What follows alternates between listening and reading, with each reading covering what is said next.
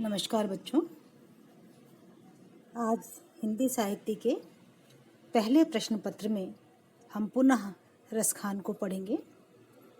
रसखान कृष्ण भक्ति के ऐसे कवि जो प्रेम को ही परमात्मा मानते हैं, जिनकी दृष्टि में प्रेम और भक्ति वैसे ही हैं जैसे सूरज और धूप, अर्थात दोनों एक ही हैं।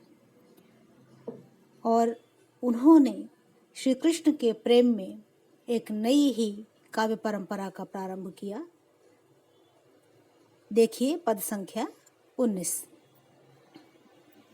छीर जो चाहत चीर गहे, सुलेहुन केतक छीर अचेहों, चाखन के हित माखन मांगत, खाहुन माखन कैतिक खेहों, जानत हों जिय की रस खानी, सुकाहे को ऐतिक बात बढ़े हों, गोरस के मिस जो रस चाहत, सो रस कान्ह जुने कुन पे हों।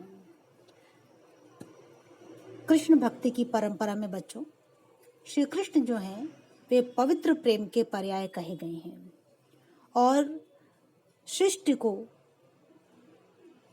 लोगों को प्रेम सिखाने के लिए वे नाना तरह के स्वांग करते हैं। उसी में से एक है मक्खन की चाहना या दूसरों से दूध या दही मांगना। ऐसा ही प्रसंग इसमें भी है।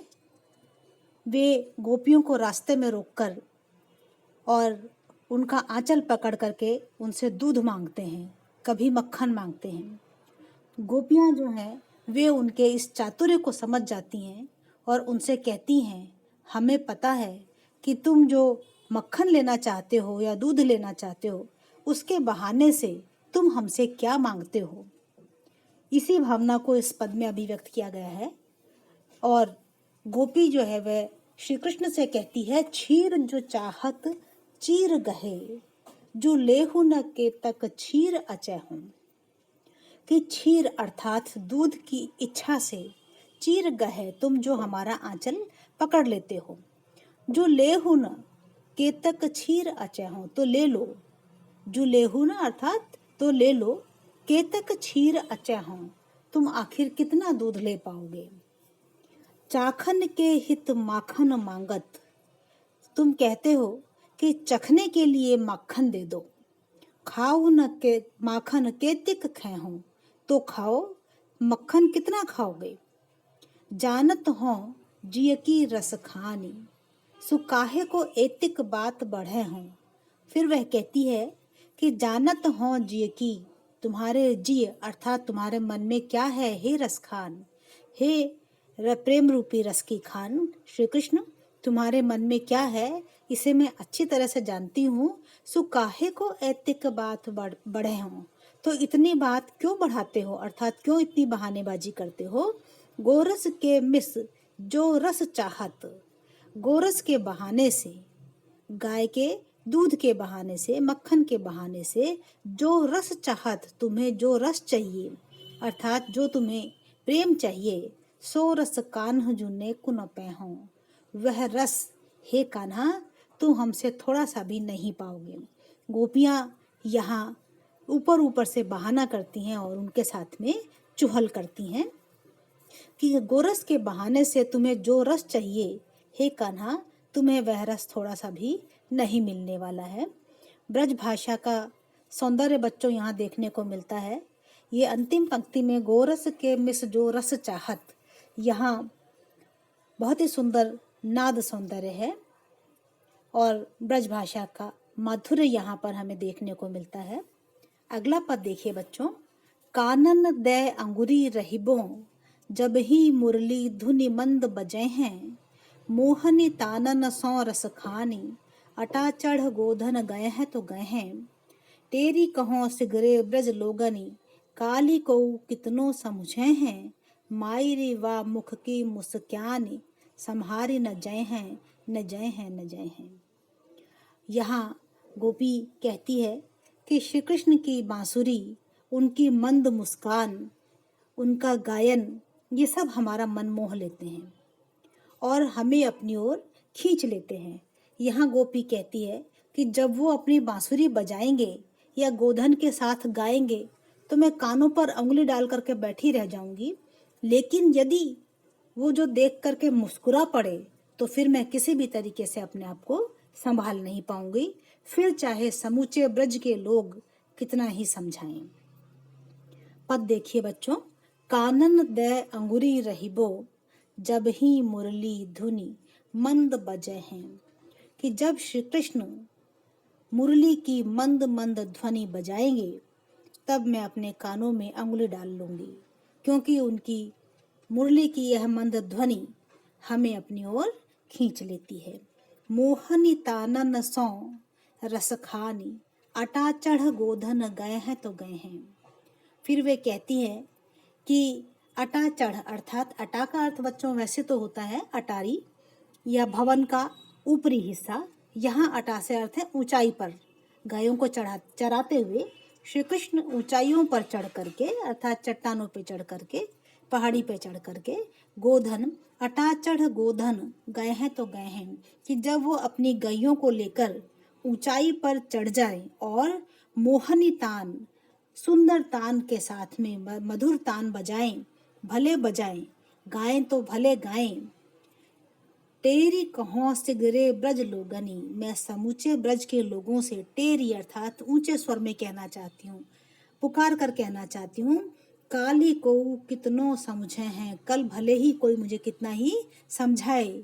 मायरी वा मुख की मुस्कानी, संहारे न जाए हैं न जाए हैं न जाए हैं, कि हे मायरी की वाह मुख की मुस्कान, उस मुख की मुस्कान को देख करके संहारे न जाए हैं न जाए हैं न जाए हैं, मैं किसी भी तरीके से अपने आप को संभाल नहीं पाऊंगी, नहीं पाऊंगी, नहीं पाऊंगी।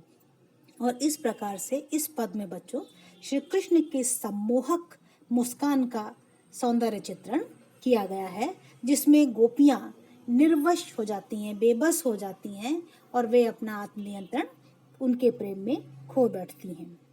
अगला पद देखिए बच्चों, मोर पखा सिर ऊपर राखी हों, गुंज की माल गरे पहिरोंगी, ओढ़ी पीतंबर ले लकुटी, वन गोधिन ग्वारिन संग फिरोंगी, भावतो वो ही मेरो रस खानी, सो तेरे कहे सब स्वांग करोंगी, या मुरली मुरली धर की, अधरान धरी अधरान धरूंगी।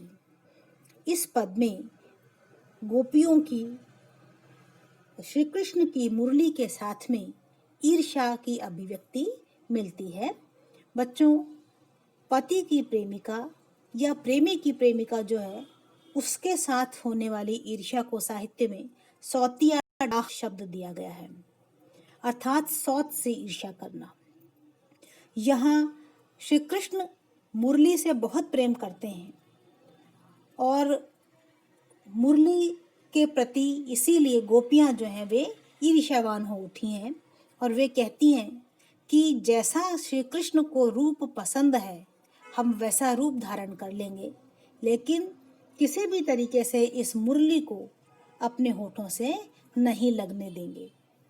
देखिए पद को देखिए, मोर पखा सिर ऊपर राखी हूँ, श्री कृष्ण की तरह से मैं सिर पर मोर का पंख बांध लूंगी, गुंज की माल गरे पहिरोंगी, और गुंजा फूल की जो माला है उसे अपने गले में पहन लूंगी, ओढ़ी पीतंबर ले लकुटी, पीतांबर वस्त्र ओढ़ लूंगी, पहन लूंगी, ले लकुटी और लकड़ी लेकर के वन गोधन ग्वारिन संग फिरोंगी, वन में गोधन के साथ, गैयों के साथ में और ग्वालिनों के साथ साथ फिरती रहूंगी, घूमती रहूंगी, भावत वो ही मेरो रस खानी, सो तेरे कहें सब स्वांग करूंगी। हे रस खानी, हे श्री कृष्ण, भावतो वो ही, जो तुम्हें अच्छा लगेगा वही मुझे भी अच्छा लगेगा, इसीलिए सो तेरे कहे सब स्वांग करूंगी, कि तेरे कहे अनुसार ही मैं सारे स्वांग धारण करूंगी, सारे वेश धारण करूंगी। लेकिन या मुरली मुरलीधर की, कि हे मुरलीधर, तुम्हारी ये जो मुरली है अधरान धरी, जो तुम्हारे होठों पर हमेशा ही रखी रहती है, अधरान न धरूंगी, किसी भी प्रकार से मैं इसे अपने होठों से नहीं लगने दूंगी, अर्थात मैं इसे किसी भी तरीके से प्यार नहीं कर पाऊंगी। और इस प्रकार से बच्चों, इस पद में मुरली के प्रति सौतिया डाह या ईर्ष्या की अभिव्यक्ति हुई है और श्री कृष्ण के लिए अपने आप को सर्वांग बदल डालने की इच्छा जाहिर हुई है। इस पद में बच्चों अंतिम पंक्ति जो है उसमें यमक अलंकार है, अधरान धरी अधरा न धरोंगी। पहली बार अधरान का अर्थ है होठों पर और दूसरी बार अधरा न का अर्थ है होठों से नहीं। इस प्रकार से इस पद में यमक अलंकार है और पूरा पद ब्रज भाषा के माधुर्य गुण से युक्त है।